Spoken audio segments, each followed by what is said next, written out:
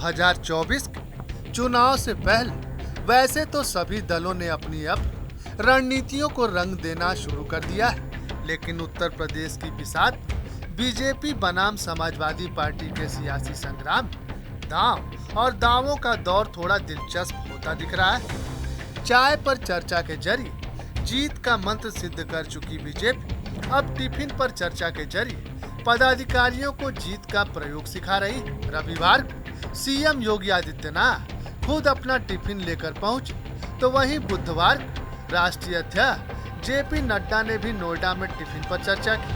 देश भर में जनसंपर्क महाअभियान कार्यक्रम की श्रृंखला में आज के इस टिफिन बैठक में 9 वर्ष के सफलतम कार्यकाल के लिए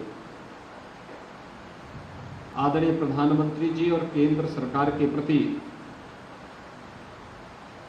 हृदय से बधाई देते हुए मैं आप सभी कार्यकर्ता और पदाधिकारियों का मैं अभिनंदन करता हूं।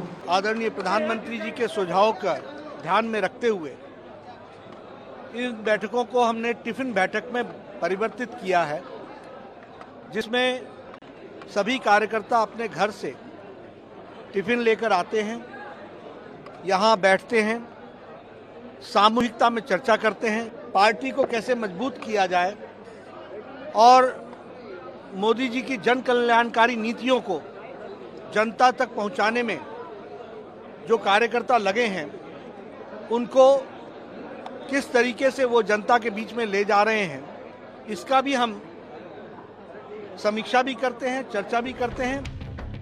30 जून तक चलने वाले टिफिन पर चर्चा का ये महासंपर्क अभियान के सूबे की सभी 80 सीटों पर चलेगा। बीजेपी इस टिफिन बैठक के जरिए 2024 को लेकर अपने पक्ष में माहौल बनाने में जुट गई। वहीं समाजवादी पार्टी ने इस पर तंज कसा है। लगातार टिफिन इवेंट, अरे ये टिफिन तो बोलते हैं जो बच्चे लेकर के चलते हैं,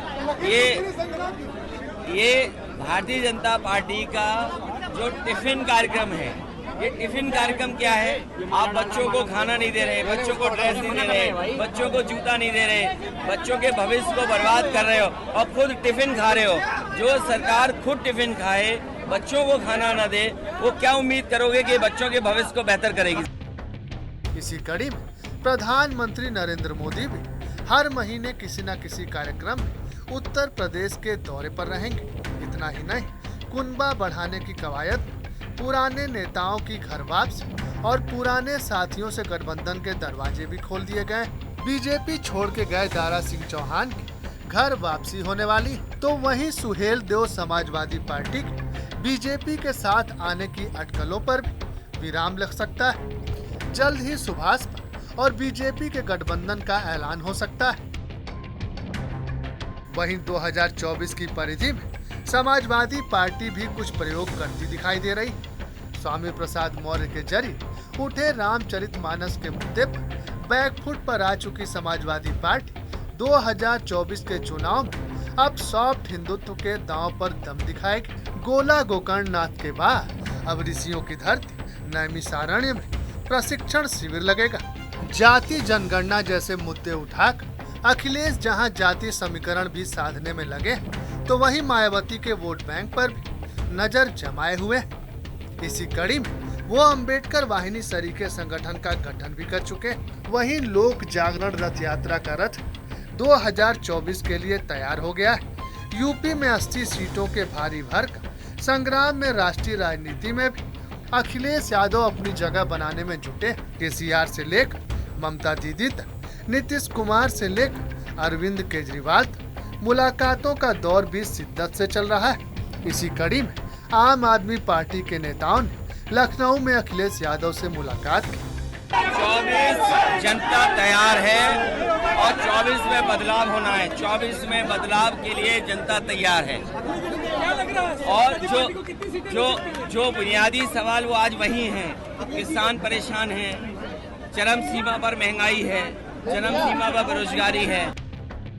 बहरहाल 2024 की बिसात पर बीजेपी जहां पुराने नेताओं और पुराने साथियों के साथ साथ टिफिन पर चर्चा जैसे कार्यक्रम कर रही, वहीं सपा कई असफल प्रयोग के बाद अब सॉफ्ट हिंदुत्व के सहारे दिख रही। ऐसे में सवाल यही कि 2024 का चुनाव किसका मजबूत दिख रहा दांव। सवाल ये भी कि क्या बसपा और कांग्रेस सरीखे दल भी करेंगे कोई प्रयोग, या यूपी में बीजेपी बनाम सपा ही रहेगा 2024 का सियासी संग्राम।